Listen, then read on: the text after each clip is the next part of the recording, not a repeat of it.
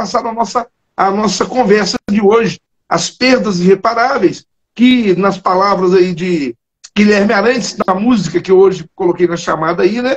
A vida é um jogo e a gente tem que viver e aprender a jogar. Nem sempre ganhando, nem sempre perdendo, mas aprendendo a jogar. Tanto a vitória quanto a derrota fazem parte aí desse jogo da vida. Nós não podemos perder todas. Então, quando a gente sofre alguma perda, que era antes considerada irreparável, hoje nós vamos ver conceitos diferentes aqui, nós vamos ter a oportunidade de criar, recriar, nos refazer e continuar a viver. Então, com vocês, ponto contra ponto de hoje, respeito a sua opinião, respeite a minha oposição. Rebeca Vilela, suas considerações para chamar os nossos grandes da noite, por favor. Vamos lá, obrigada. Boa noite, Rachid, boa noite, Glaucio, Eduardo. E boa noite a cada um, a você que está aqui com a gente também, para essa reflexão sobre a vida, né? Que eu acho que é isso que a gente vai fazer aqui. Eu acho que é isso que a gente faz quando está diante de uma dor tão intensa. Aí eu quero lembrar que a gente lê no Eclesiastes que há tempo de nascer e tempo de morrer, tempo de chorar e de rir, de prantear e de dançar, de abraçar e de afastar-se e de abraçar, tempo de buscar e tempo de perder. De repente, o objeto amado não existe mais. E agora? O que fazer? Para onde direcionar esse libido? Para onde direcionar essa energia, esse amor? Diante da ausência, na ausência desse alvo, a gente tenta de alguma forma prolongar a existência dele, que foi retirado de nós, né? E aí a gente, por um tempo, perde mesmo o interesse pelo mundo externo, porque ele não evoca mais a pessoa querida. A gente perde a capacidade de amar, porque significaria substituir aquela pessoa.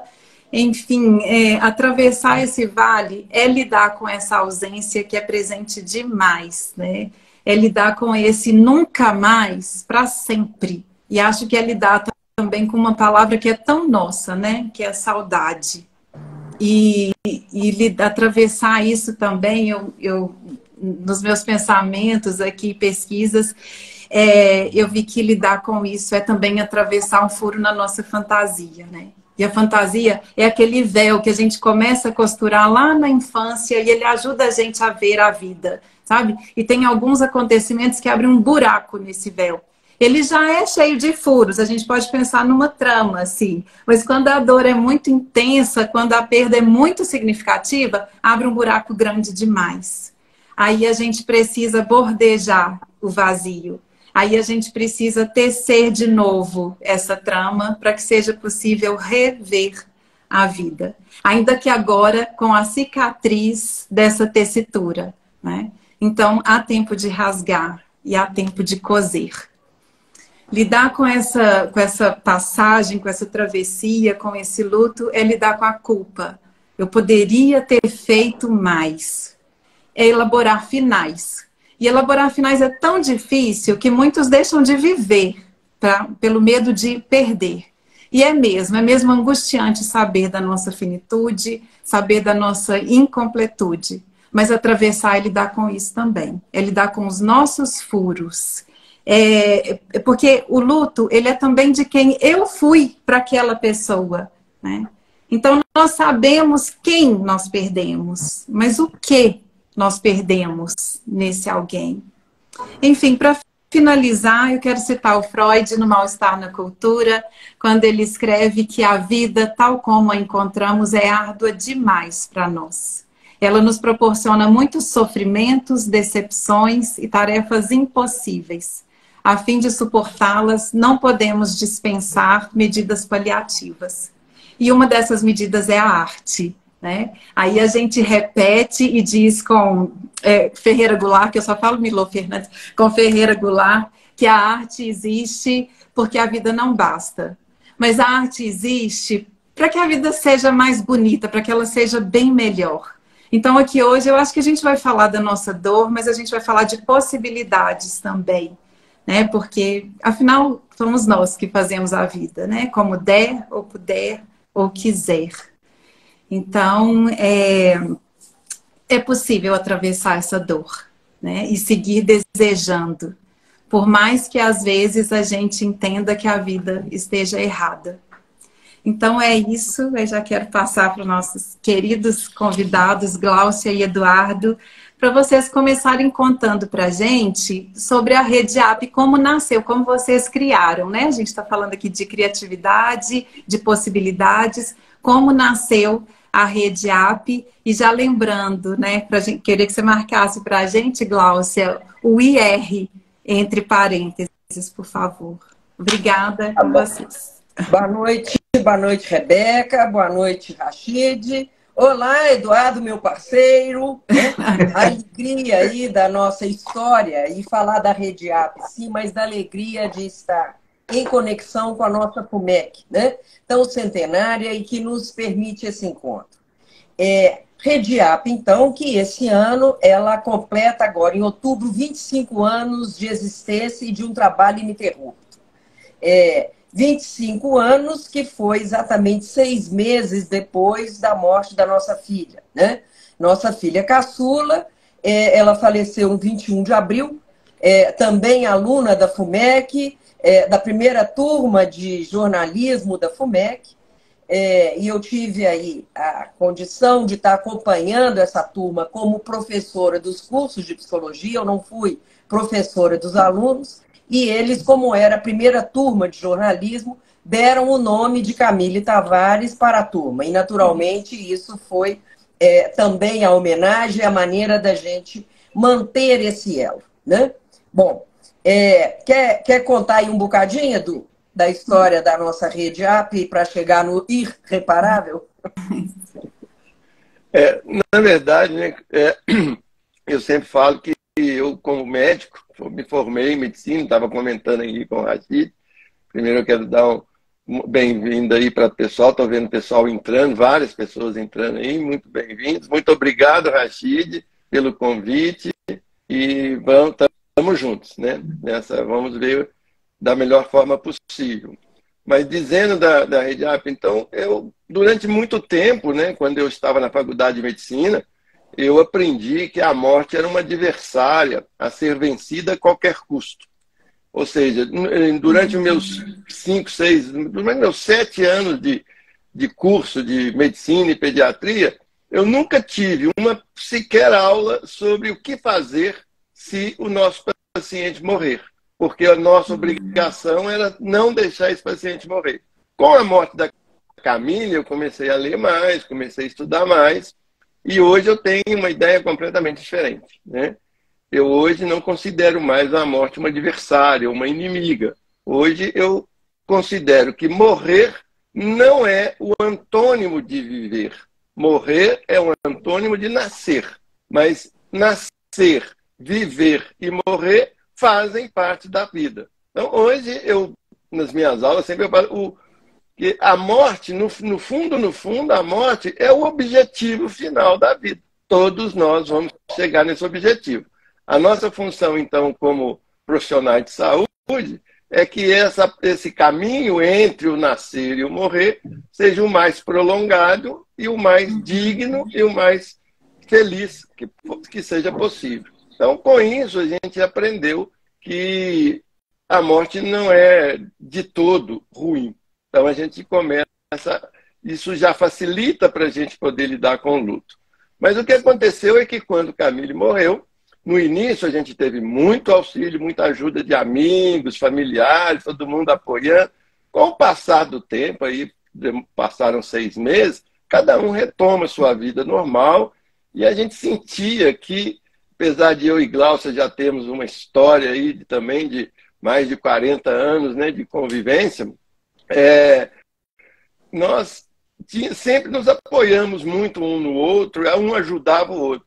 Mas esse assunto específico era muito difícil, porque quando a gente trombava, quando a gente estava junto, pensando na nossa filha, na verdade, o nosso pesar, a nossa dor redobrava, em vez de diminuir. Então, nós sentimos necessidade de procurar um ambiente em que a gente pudesse, de alguma forma, dissipar esse sentimento tão profundo. Eu entrei na internet, procurei grupos, né? Existem vários grupos de apoio para muitas coisas. Eu deve ter algum grupo aí que apoia pessoas enlutadas, na verdade, pais enlutados. A gente pesquisou. Bom, Para começar, a pesquisa foi difícil porque não existe em língua alguma, não sei se hoje já tem, naquela época, 25 anos atrás, eu pesquisei, não encontrei em língua nenhuma uma palavra que representasse o pai que perdeu o filho. O filho que perdeu o pai é órfão.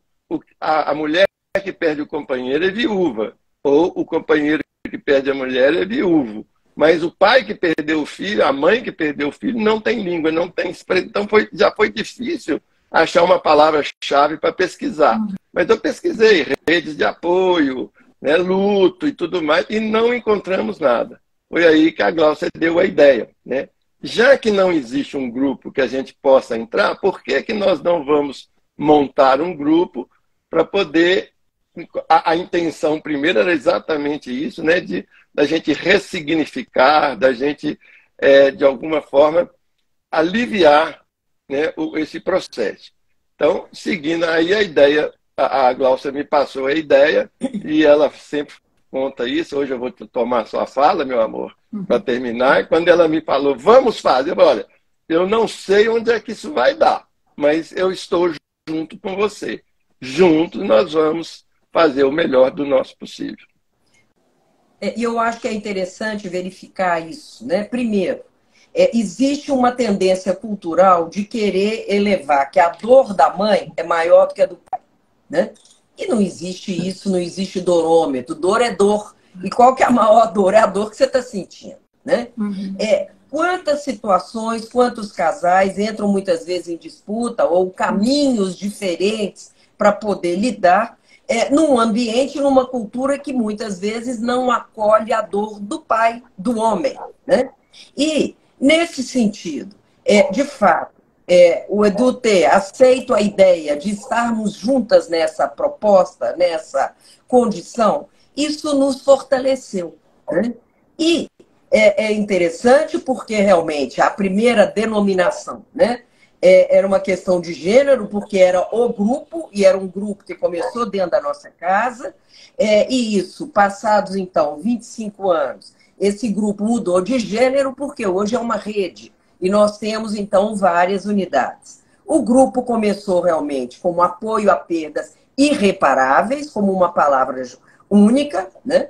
Quando eu estava, então, em Goiânia, fazendo a abertura da unidade Goiânia, quando a rede já tinha 18 anos de idade, quando uma jovem psicóloga que estava escutando a minha apresentação, ela me pergunta, mas por que irreparável? E eu fiquei apertada ali, querendo justificar, né, algo que já estava tão grudado há 18 anos, e dizer, não, a gente pode rever. E nisso tinha um cameraman que estava filmando o evento. E ele, então, como boa mineira, eu digo, ele arredou a câmera e falou, é muito simples, é só pro entre parênteses. Então, foi um técnico que estava ali e que rebatizou, né? E eu acho que isso traz, e eu quero chamar a atenção, porque, primeiro, né, a ideia do luto, como a gente sempre muito distratou, como que o 2020 trouxe, né, e o Big Data traz para a gente, foi a palavra mais dita com toda a questão da pandemia, e ainda escutamos, nossa, Gláucia, nosso Edu, isso que você passou, né? Passou, participe passado, acabou, não, né? E muitas vezes, ou isso que você superou. Olha, este verbo, quando a gente está dizendo de relações afetivas que não estão presentes fisicamente, isso pode ser uma violência.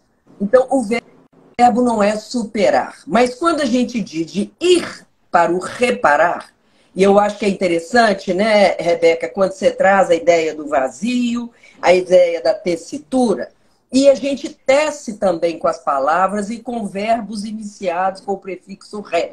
Reorganizar, reorientar, reaprender, até porque a gente levou uma trombada e a gente foi de ré. E é um ré que nos coloca a caminho.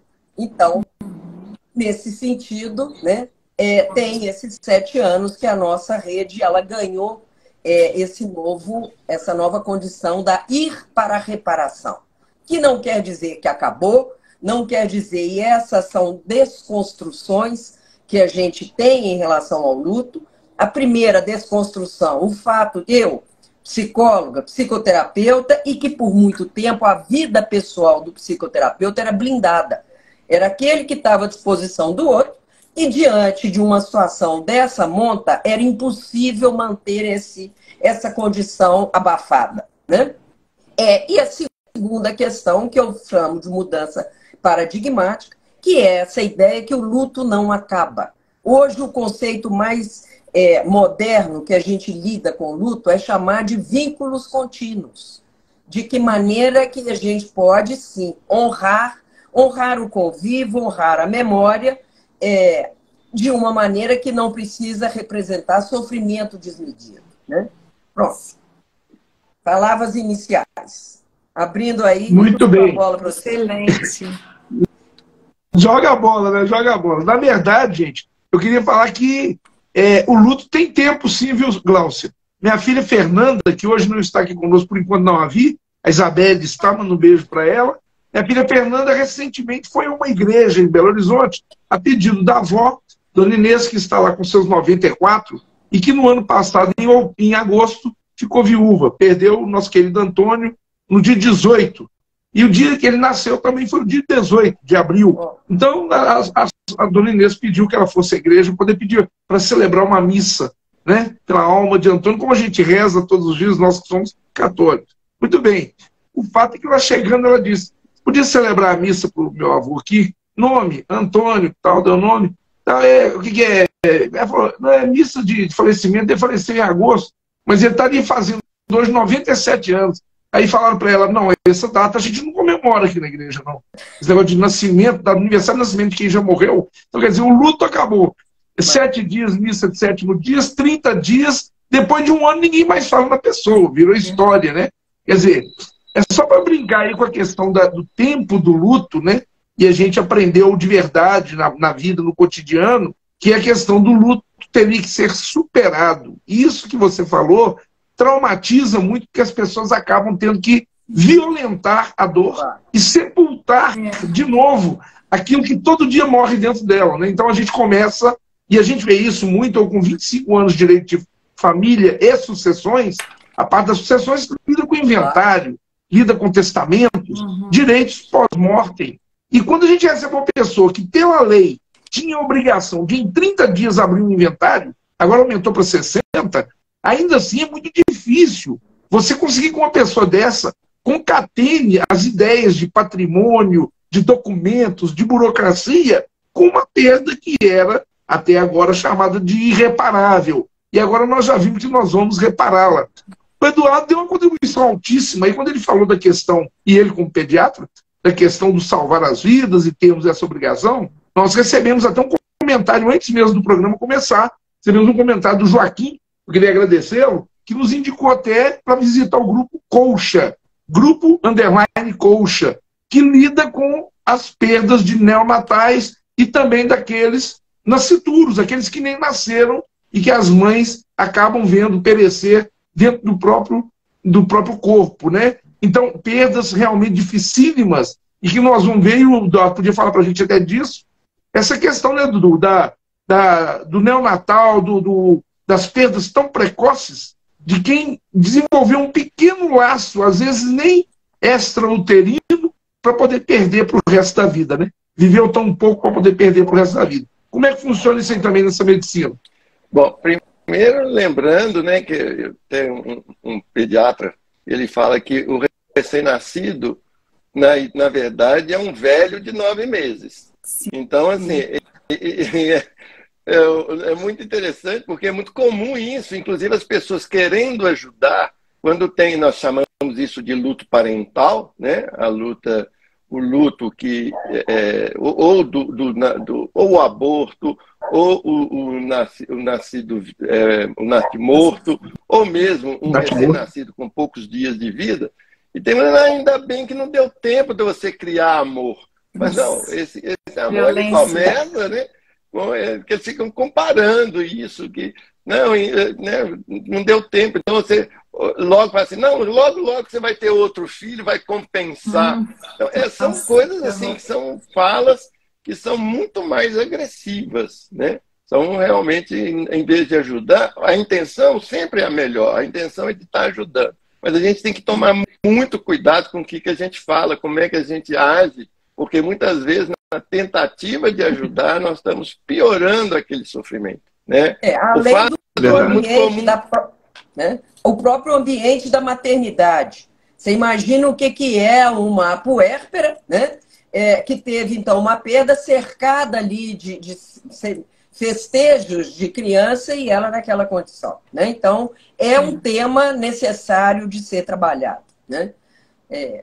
Pois é. Aí então, desculpa, Rebeca, só falar para as pessoas que estão mandando aí comentários, estou vendo que agora o Romário, grande psicólogo, foi aluno do FUMEC, mandando um beijo para todos aí, ó. Foi aluno nosso e falando com prazer rever a todos, né, nós 4 juntos, e debatendo um tema importante. Mas destacar para todos que estão acompanhando conosco que os comentários podem ser feitos, perguntas. A gente tem não só o próprio canal aqui no Instagram, o canal do YouTube, onde o vídeo vai ficar gravado também, e podem mandar seus contatos, perguntas, sugestões. A Glaucia vai falar daqui a pouquinho para a gente da loja Rediap, que nós estamos assim maravilhados, né? Eu não conhecia, confesso, já conheço o trabalho e acompanho a Glaucia e Dudu muito tempo nesse trabalho, mas não sabia que tinha uma loja virtual maravilhosa, com várias obras, inclusive dos dois, em coautoria, que eu gostaria que vocês dessem um destaque sobre isso, e produtos, tem até souvenir. Olha a caneca dos dois aí, ó. Já estou babando aqui, porque eu amo caneca, né? Olha lá. Caneca da Rediap. Que deu tudo, Dudu? Pois é aí. Faltaram 2 aqui, né, Rebeca? Na próxima vai ter, viu? É muito lindo entender que essa marca, né, e a ideia do AP, né, se juntamos as letras, né, apoio à perda irreparável, AP sugere isso, apicultura, né, sugere a abelha. Abelha em latim. Isso. Abelha em latim. Abelha, é o apis, exato. Né? E existe, inclusive, uma medicação da homeopatia que trabalha exatamente a transmutação, que é o apis, né? E, naturalmente, é esse convite à subida. Né? Então, acho que é muito interessante a gente avaliar. Do AP, nós também criamos o MEL, que é o movimento de elaboração dos lutos. Né? Como também a Colmeia, que é a comunidade organizada levantando meios e expressando e inspirando alegria. E eu acho que esse é um outro tema. Né?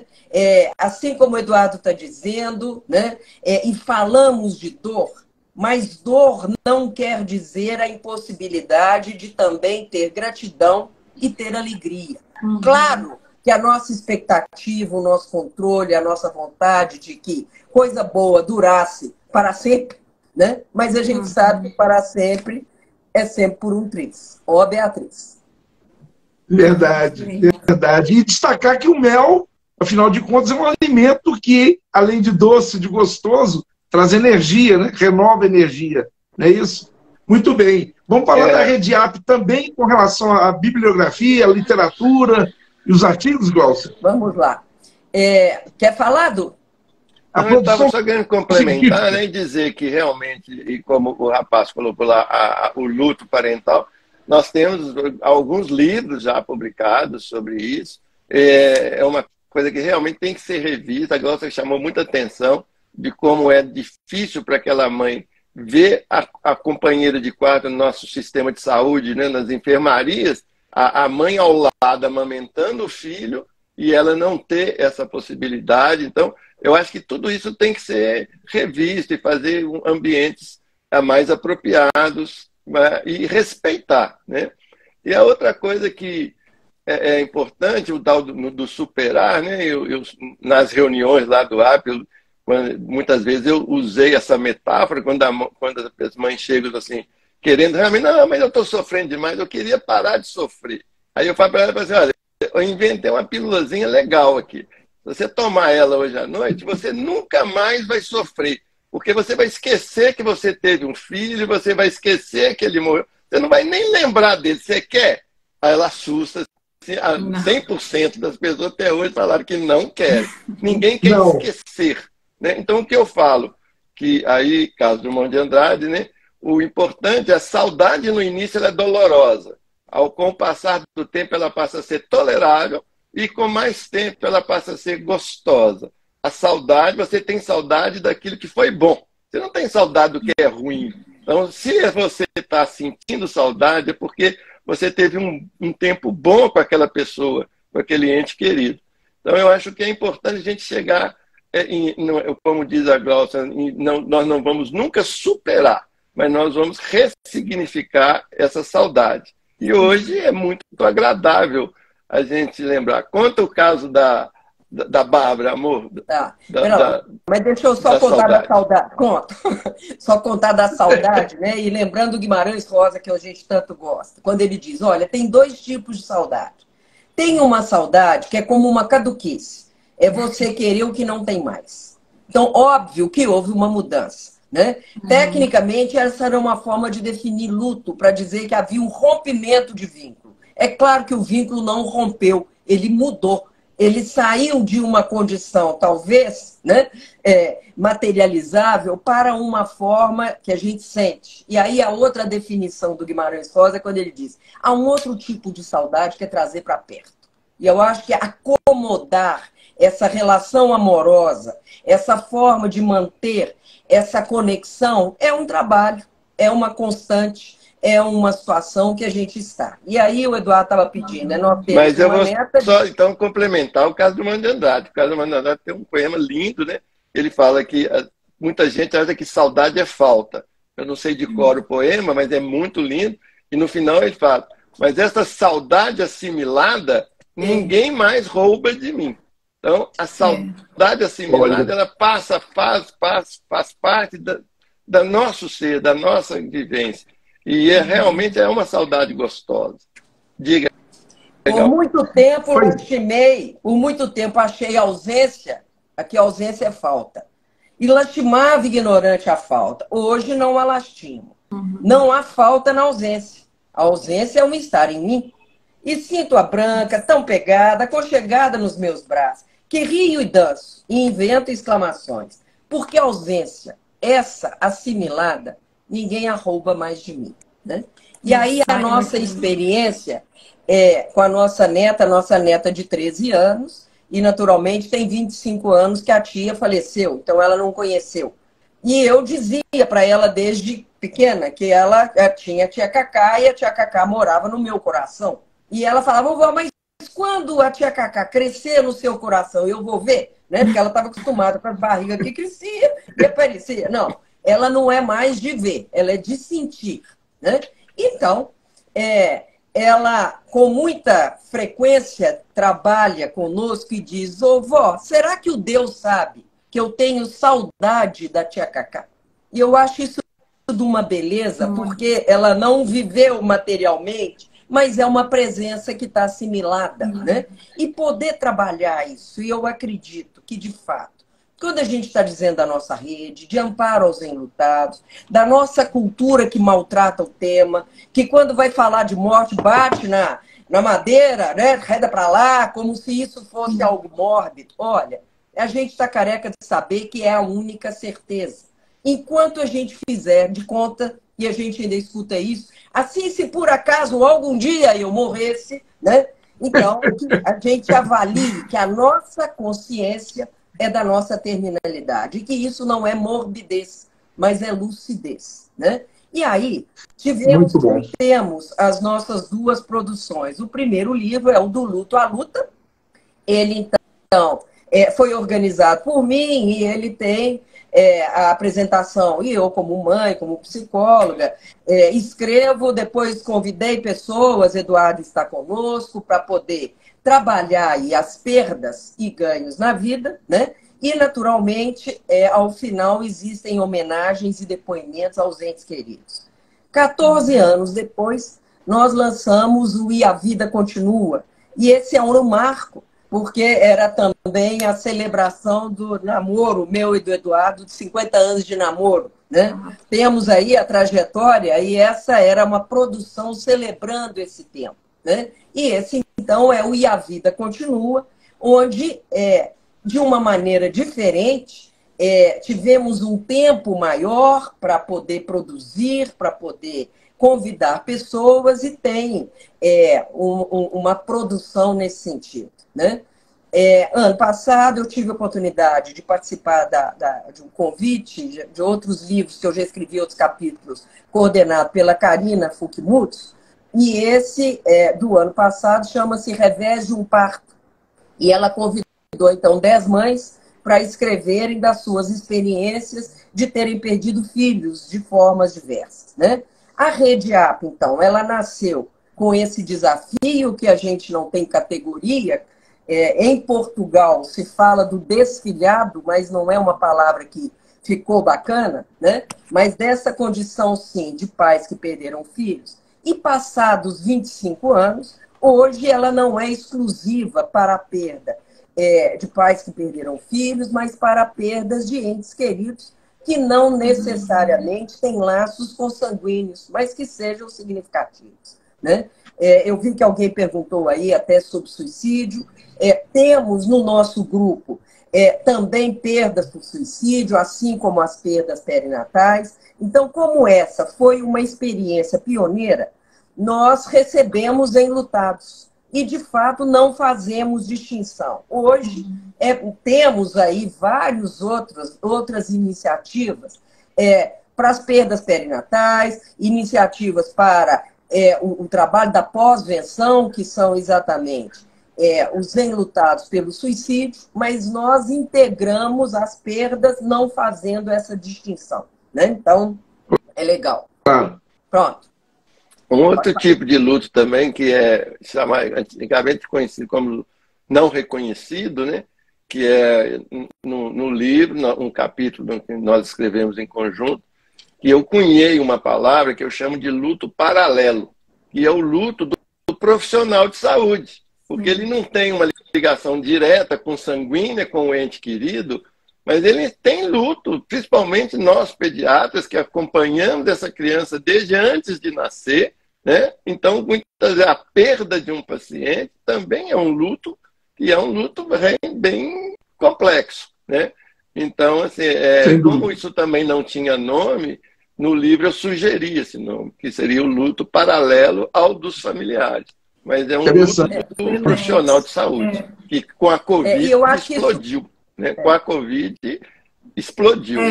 Não era muito falado, não era muito comentado, mas que hoje realmente está sendo muito nos congressos, é um tema que está sendo muito trabalhado também.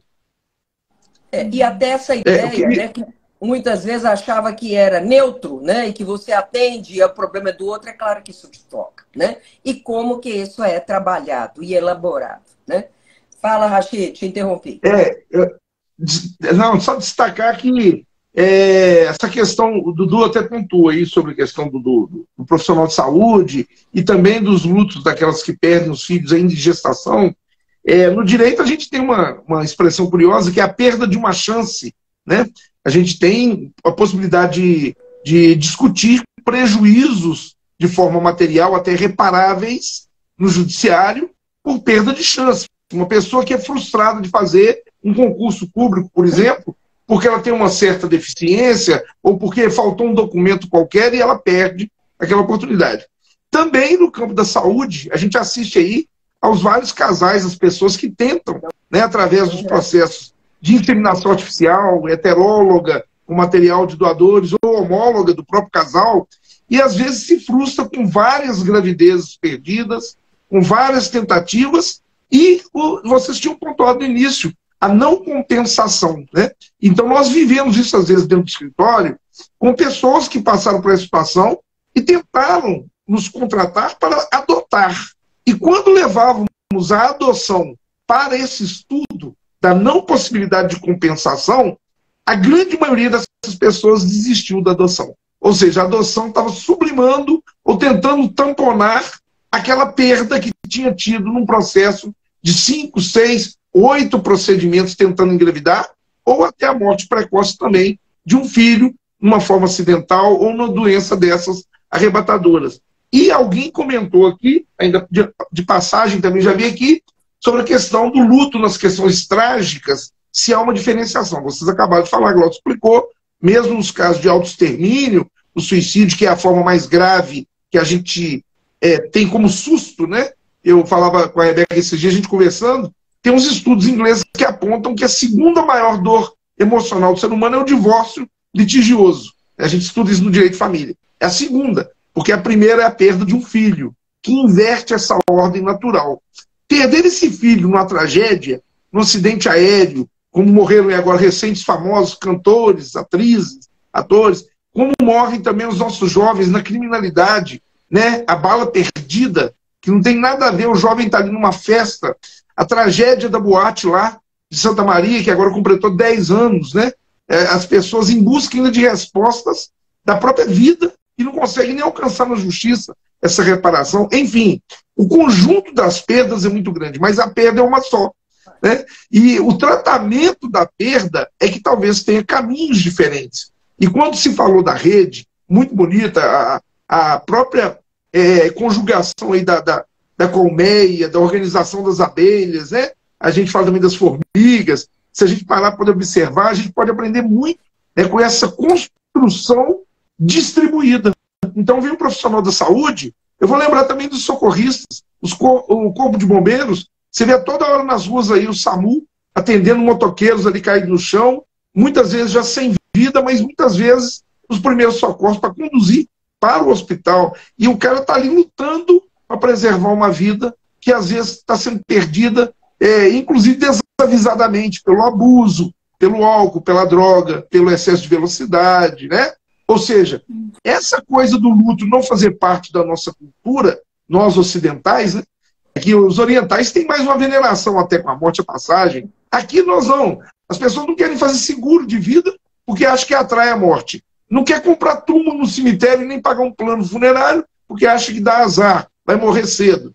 E aí, na hora que perde alguém, corre para o advogado, corre para o psicólogo, corre para o médico, dizendo que não vai dar conta, que vai querer morrer também. Não, meu amigo, vamos lá. Vamos organizar, reorganizar a vida a partir dessa peça que falta, não é isso? Também tem muita gente comentando, vários alunos, ex-alunos, gente dando abraço de toda parte aí.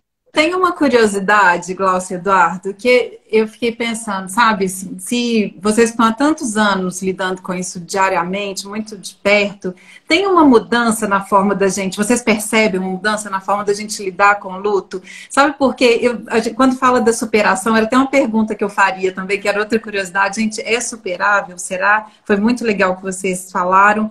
Agora, tem uma certa pressa, né? Essa coisa de colocar um tempo para o luto e uma pressão para o fim desse luto. Mas eu tenho a impressão de que hoje a gente não está conseguindo lidar com a tristeza, né? Então eu falo que na terceira vez que uma amiga chega para chorar com a gente, já vem a frase, né? Você já pensou em fazer terapia? Você já pensou em procurar um psiquiatra? Então aí eu fiquei com essa curiosidade. Será que hoje a gente está lidando de uma forma diferente? O que a gente resolveria antes, assim, um travesseiro ou com um amigo, hoje a gente já joga para frente?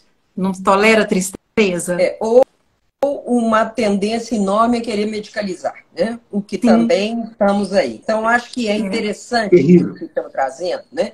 Porque cada experiência é de cada um. E eu costumo dizer que o processo é o seguinte, a dor está ali, ela está enclausurada. À medida em que a gente vai desenvolvendo outros recursos, a gente vai aprendendo e organizando meios de lidar com aquela dor. Então, a gente amplia os nossos recursos para poder lidar, especialmente com uma questão essencial, porque ficamos tão ligados à coisa material, ao que pega, ao que controla e tudo mais, que é trabalhar o simbólico, que é o simbailho, que é exatamente o que reúne. O diabólico ou diabailho é o que rompe, é o que isola, mas o simbólico é o que integra. Né? Então, acho que é muito legal. E acho que é muito interessante a gente pensar também, e gosto de pensar em lutos, plural, porque não são lutos só por mortes. Né? Os lutos da aposentadoria, do divórcio, então os lutos, não mortes, né? Naturalmente, que estão aí presentes, e essa série de adequações. Né?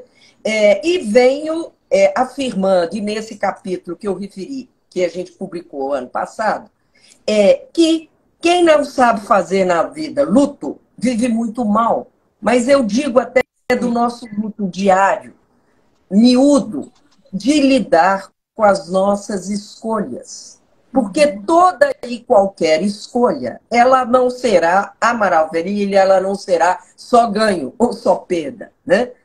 E essa é a frase da nossa rede AP, que é aprender a perder sem se perder.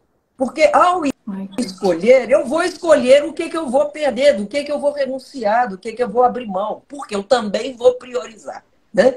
Então, esse jogo da priorização e da renúncia, podendo realmente entender isso, aquilo que a gente não escolhe perder, vai perder a revelia, porque não tem jeito, faz parte. Nesse momento, nós estamos perdendo um monte de coisa. Tomara que a gente também ganhe, mas o tempo inteiro. Então, trazer essa questão, né?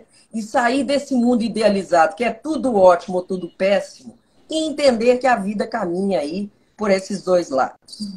Quero também dizer que eu acabei de receber agora, né, tá quentinho, um livro escrito pela minha amiga querida Nazaré Jacobucci, que foi o trabalho dela, dissertação de mestrado, e ela trabalhando com um tema que eu acho que é relevantíssimo e muito necessário, que é o legado digital. E nós precisamos de entender isso, né? Então, dentro até do aspecto aí jurídico, dentro do aspecto dos profissionais de saúde, começar a avaliar o que você quer fazer com esse nosso YouTube, porque pode ser que amanhã a gente não acorde. Pode ser. E sem dúvida. Né? Sem Como dúvida. é que a gente cuida disso? Existem questões, né? Existem escolhas. Quero que isso desapareça, quero que seja mantido como um memorial, ou quero que fique rolando, e aí tem outras distorções e maluquices que a gente precisa de ter muito cuidado. Porque não somos, de fato, imortais, né? Só na Academia Brasileira de Letras, mas você não pode bobear, não, porque se você morrer, sua cadeira é rapidamente ocupada. Então, você fica esperto. E a imortalidade ali também é transitória. Relativa, até ali é relativa. A gente é imortal, na academia a gente é imortal enquanto está vivo. É isso aí. É isso aí. Depois sua cadeira... Glaucia, conta pra gente. Glaucia, deixa eu pegar o gancho só aqui, por favor, porque eu não podia perder essa oportunidade. Você falou, a obra é relevantíssima sobre a questão do luto aí, inclusive não só do luto, mas também do legado digital. Hoje mesmo tive aqui o prazer de poder fazer um comentário num post de amigos músicos a respeito de uma interpretação belíssima que Walter Dias fez sobre a canção de Mark Gladstone, um jovem que morreu num acidente trágico, irmão do nosso querido Bruno Mark, para quem eu mando um beijo aí também, família toda de amigos, que há 15 anos atrás, no acidente, nós perdemos então Mark Gladstone. Mark Gladstone deixou não só rede social, Instagram, Facebook, etc. E a filha, a única filha dele, menor à época, teve aí, através do Bruno Mark, nosso colega, advogado, músico, teve o cuidado, então, de preservar essas questões todas, inclusive para fins de direitos autorais. As questões não estão ligadas só ao patrimônio, mas tem toda uma imagem ligada à vida daquele que hoje se imortalizou pela sua obra. E veja como nós temos aí quantos dos famosos que nós conhecemos hoje que estão aí tocando toda hora, e nós estamos ouvindo música daqueles que já se foram. Hoje eu invoquei Elis Regina, né, cantando Guilherme Arantes, e que obras que vão ser perenes por muito tempo ainda.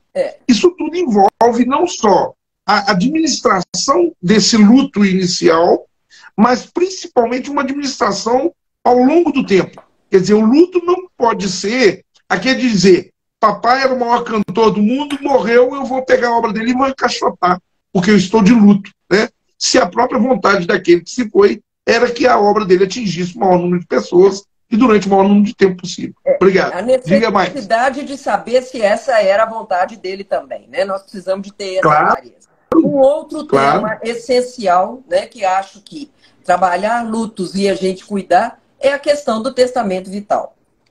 Quer falar, Eduardo? Eu posso falar, mas eu queria falar um pouquinho antes, ainda pelo que a Rebeca disse aí, né? Das mudanças. Eu acho que é uma coisa muito importante, porque durante muito tempo, meu viés pediátrico, durante muito tempo a gente achava que morte não combinava com criança. Então, assim, eu lembro, eu tenho uma visão de quando minha avó morreu, que eles não deixaram eu nem chegar perto do quartão, me prender dentro do quarto com os brinquedos, porque não podia, criança. E eu acho isso um absurdo. Então, eu acho que é importante um tema da gente discutir, que é a educação para a morte. E eu vou só dar uma resumida num pensamento meu, que eu acho que é importante como orientação, por curiosidade, qual foi o primeiro velório que você foi na vida? Mais de 80% das vezes foi do seu avô ou avó. Sim. Entendeu? Então, olha que coisa, uma criança que nunca ouviu falar de morte, nem sabe, nunca viu um velório. Primeiro contato que ele tem com isso é daquela pessoa que ele ama demais. Então, assim, é muito difícil, é traumatizante, e isso vai traumatizá-lo para sempre, para os outros velórios. Então, eu recomendava para minhas pacientes que quando tivesse, por exemplo, uma pessoa que não tivesse tanta ligação com a criança, um vizinho que é amigo da família, ou um parente mais distante, que se a mãe fosse ao velório, ela deveria sim levar a criança para ele começar a saber que aquilo faz parte da vida dele, que aquilo vai acontecer um dia com um parente mais próximo, para ele já ir se acostumando com essa ideia.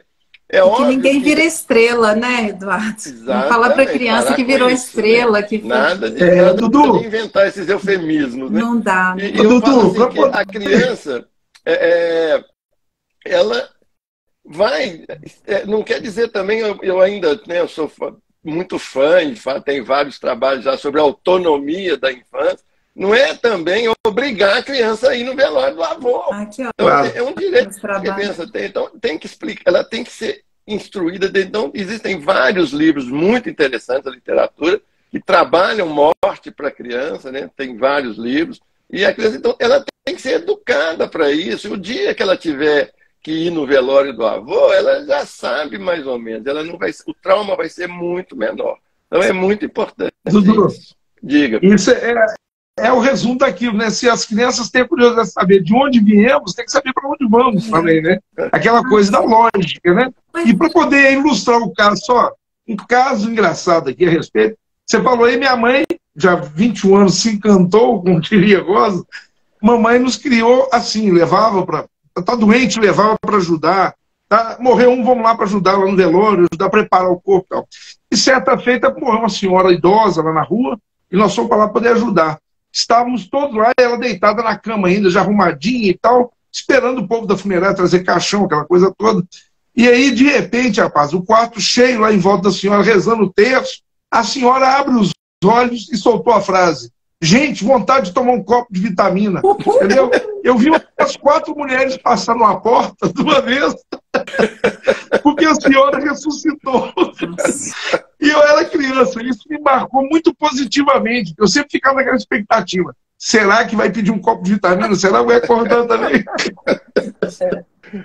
Diga, Rebeca, desculpa. Hoje em dia, o diagnóstico de morte mudou muito. Diagnóstico. Antigamente, o coração parou, está morto. Não tem pulso, está morto. Exato. Hoje a gente sabe que a coisa não é bem assim, né? Não é temos que ter muito cuidado. Eu quero aproveitar a oportunidade para Daniela Zucco chegou aí, fazer alguns comunicados que houver interesse.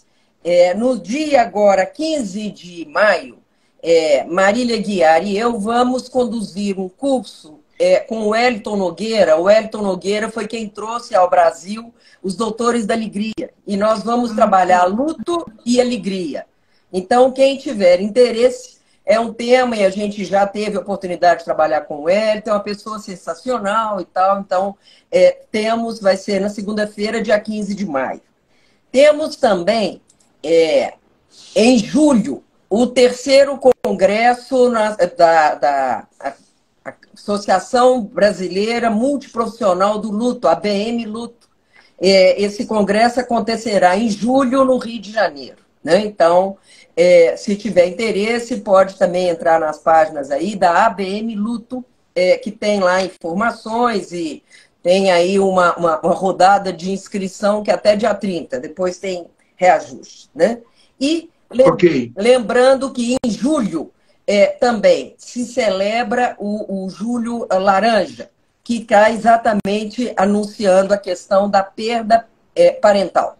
Então, são mobilizações que trazem aí o tema, né, para que a gente possa humanizá-lo. Não é lidar com ele como horror. Falamos aí, e a Rebeca estava comentando até, né, dessa questão da retomada da vida. pós-luto e as produções e tudo mais, e eu querendo chamar a atenção também para a licença do luto, né? Licença tradicional do trabalho, o afastamento de trabalho de pessoas que tenham, né? E que, em geral, são 3 dias úteis. Né? Eu quero chamar atenção para a violência disso, e é um afastamento que se chama licença de nojo. Então, como que, culturalmente nós lidamos e o que é esperar que um enlutado, então, depois de 3 dias de uma licença de nojo, retome as suas atividades, né? De uma situação absolutamente superada. Deixa eu, né? aproveitando essa dica aí, falar também de um absurdo. Eu tive a oportunidade de orientar uma tese de doutorado sobre o luto parental, né? Porque a legislação para a mãe que tem um neném, né? Um neném saudável, ela tem 3 meses ou 4 meses de licença. Mas a mãe que perdeu o nascituro, que é um neomorto, ela não tem essa licença. Então, essa tese estava mostrando a necessidade de ter um tempo maior para essa mãe também recuperar, porque a mãe acaba tendo que trabalhar sem condições emocionais e tudo mais. Então, assim, foi muito interessante essa tese, criou assim, um movimento para que a gente consiga estender mais essa licença pós-morte de um recém-nascido, ou de um feto, no caso do aborto, ou de um recém-nascido. São coisas que sem dúvida, né? Nós temos a questão de direito criminal, nós já temos a previsão, inclusive, de atenuantes e até isenção de pena às mulheres que cometem um crime sob influência do estado puerperal. Quer dizer, um estado puerperal que não tem nada a ver com luto no primeiro momento. Ela está viva, o bebê está vivo, ela só está sofrendo transformações hormonais graves e muito rápidas que tiram dela o seu nível de consciência, rebaixando talvez até o nível de cometer crimes, como é o caso do infanticídio, a morte do próprio bebê no berço e coisas do tipo. Por que não no civil, no trabalhista, nós não podemos acompanhar a mesma tendência? Então, importantíssimo ponto levantado, para a gente trazer em outros debates, inclusive. Nós estamos caminhando para o fim do nosso programa Ponto Contra Ponto. Como sempre, a gente sabe que é muito rápido, é muito pouco tempo, mas nós sabemos que tanto Dudu quanto a Gláucia e a Rebeca têm compromissos também. Nós não podemos fugir da nossa regra de 1 hora. Dizer que foi um prazer muito grande poder recebê-los aqui. Agradecer bastante. Nós estamos aí com vários comentários, vários elogios. Não dá tempo da gente falar todos, mas eu vou reforçar que a gente vai deixar aqui no nosso link, nos nossos comentários, fixados aí as datas, os locais e os links dos eventos que a Gláucia chamou. E também o link para o acesso à loja da Rede AP, que tem aí não só os produtos, a produção literária, mas também tem aí produtos, souvenir, coisa que é importante para poder levar a Rede AP. E não está só no Brasil, nós vimos lá, nós temos Miami, Nova York, pelo menos do que eu já vi, nós temos aí já fora, e acho que temos um engajamento de mais de 1.500 pessoas nesse grupo. São voluntários todos, nós temos uma estrutura voluntária e tem trabalho remunerado. Como é que é, Gláucia? Rapidamente. Trabalho exclusivamente voluntário, e estamos agora organizando a celebração dos 25 anos da Rede AP. Nós nos encontraremos em Ouro Preto em outubro. E todo o trabalho, então, ele é um trabalho voluntário, o que não extingue aí o compromisso das pessoas, dos coordenadores, dos apoiadores para essa empreitada, né? E eu acho que é muito bacana avaliar isso, né? Que a nossa força é muito maior do que o nosso braço, mas é exatamente pela possibilidade realmente de conexão, né? A Rede AP, então, tem um Instagram da Rede AP, a nossa lojinha, o nosso site, ele vai entrar em operação agora, dia 1º de maio, tá em reparo, mas vai estar lá a situação oferecida. E quem tiver interesse também pode fazer contato no meu Instagram, que é o glauciatavares.psico. Estou à disposição.